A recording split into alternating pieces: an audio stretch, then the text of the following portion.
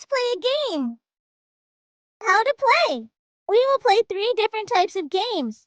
You will guess an object based on the characteristics that will be told in the question.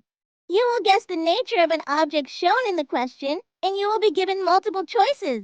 You will guess a word from an object. You will be given an incomplete word as a clue. Are you ready? Let's get started. Question No. 1. Which of these is a body of water that flows from higher ground to lower ground? The answer is river. Question No. 2. Which of these is not a type of soil? A. Clay.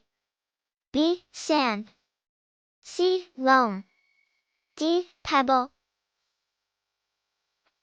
The answer is pebble. Question No. 3. Guess the word. C. O. The answer is guess the word. C. R. O. W. Crow.